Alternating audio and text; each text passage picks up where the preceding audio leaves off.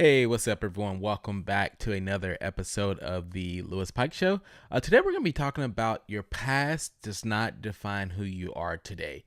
And what I mean by that is, and let me backtrack a little bit. So, I was having a conversation with a friend recently, and we were talking about his finances. And he's telling me that he's on a plan, he's saving, he's budgeting, but he doesn't do it, and his wife, his partner, does it for him. And I asked him, I stopped him and I was like, why don't you do it yourself as well? Or won't you do it together to help her out? Why don't you have an opinion? Why do you just let it go without seeing what's going on? And he was like, well, I was told that I've been bad with money in the past, which I was. So she's handling all of it and that I shouldn't deal with the money. And I stopped him and I was like, you know what?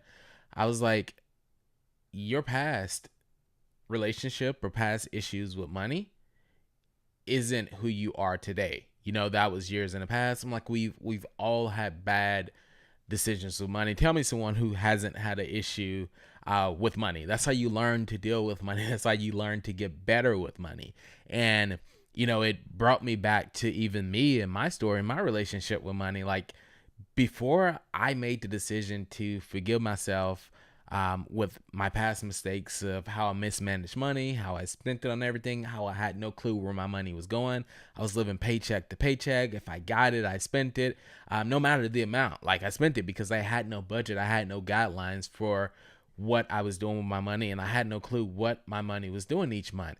And that ended up trickling down to just some bad decisions with just buying cars that I didn't need, buying clothes that I didn't need, buying TVs, you name it. I bought it, and, taking out a large amount of student loan debt, almost $70,000 in student loan debt once it's all said and done.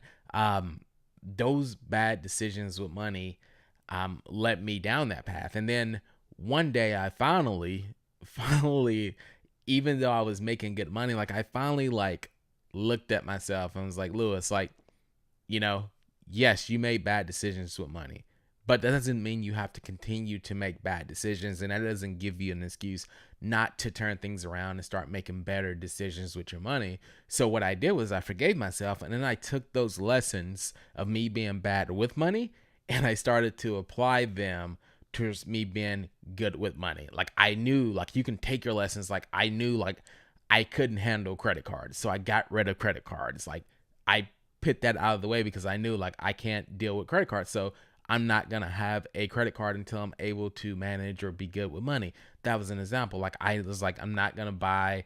I had the car that I had at the time. The car was way too expensive considering the amount of debt that I had. And I was like, I need to get rid of the car. I need to downsize. I need to get a car that I can afford. And then once I have money to buy the car that I really want, then I can just pay cash for it and I don't have to have a car payment. So I took those steps and got rid of those things, like, used the past lessons to know, like, I'll never take another student loan debt out ever. Like, even going forward, like, for when I have kids in the future, like, we're going to save money. We're going to prepare for college. If they decide to go to college, we're not going to take out money or borrow money again.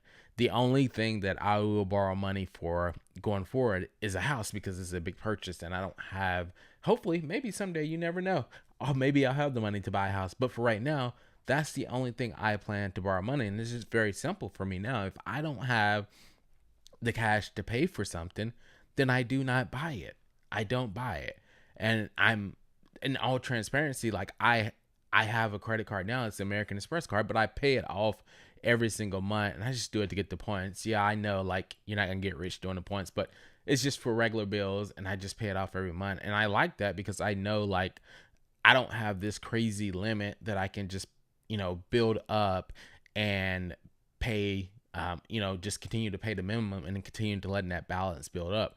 I built a behavior now. Now I know, like, I know restrictions, and I know myself, and I know the patterns that I did in the past that caused me to get in a huge amount of debt. So I know, like, when those things come, those behaviors come, I use them as lessons. Like, hey, this is not a good sign. You need to stop. You need to correct yourself. If I'm not putting stuff into my budget, if I'm not looking at where my money's going, then I go, hey, you need to stop, correct yourself, and go figure out where your money's going. I'm not saying I'm perfect, but I'm a lot better. And I have a lot of guardrails in place now to where I know that I will not end up back in the situation that I was previously in with my dad. And, not just talking about money, like that's with anything. Like you shouldn't allow like your bad decisions or bad things that you've done in the past to define you. Yeah. I mean, if you make a mistake, yeah, we all make mistakes, but we have to move forward past that. And you shouldn't hold yourself, or you shouldn't let anyone else hold that against you to stop you from moving forward. Because a lot of the times when people make mistakes or they make bad decisions, like trust me, like they feel bad. They feel bad. Like they feel embarrassed. Like you're hurting just as bad as the people that you affected. Like you don't want to make that mistake again. And the last thing you need is someone that can't forgive you. Not saying it's always easy to forgive people when they make bad mistakes, but like you have to start a point where you have to take the steps to move forward from it and allow you to become a better person from it. Like you can't let that define you. Like I wasn't, always the greatest with grades in school, but I didn't let that stop me. Like I didn't let that hold against me from like, hey, I don't want to go to college, or I don't want to continue to learn because I'm not a good learner. I'm like, no, like change that. Like I didn't love reading.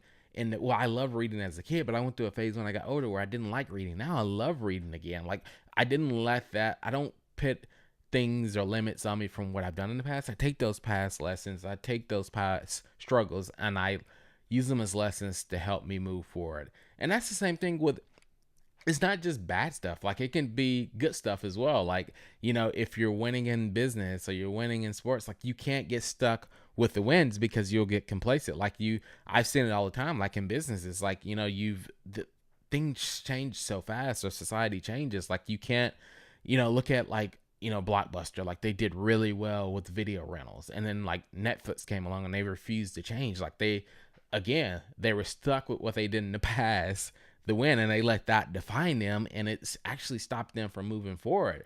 So like I see it all the time, like in other businesses that I've been a part of, like things that we've done that worked really, really well in the past to help you get to a certain level of success.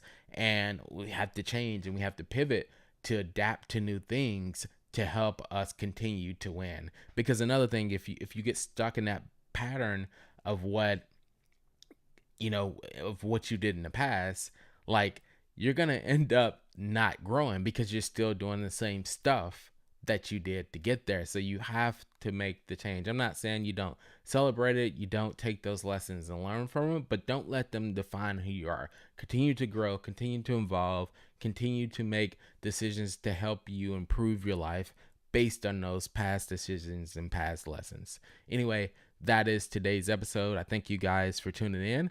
If you have not joined the Facebook group at Living My Best Life, like we're growing. I just checked the numbers, like we're up over 100 something from where we were 14 days ago. So it's people steady coming in, people steady being engaged and giving feedback. So I love to have you in there. Just go over to Facebook, Living My Best Life. If you're watching on the YouTube channel, I'll link it down below. And if you're listening to it on the podcast, obviously you can't watch a podcast, but if you're listening to the podcast, then I will put it in the podcast descriptions. Join the group. Come like it. No, don't like the group. Come invite yourself or introduce yourself. Wow, I can't speak today. Come over to the group, introduce yourself. Love to meet you. I'm in there every day posting, interacting with people in there. It'd be nice to put some faces to some of the listeners and some of the viewers out here. So again, thank you guys for watching, and I will see you all on the next episode. Have a good one.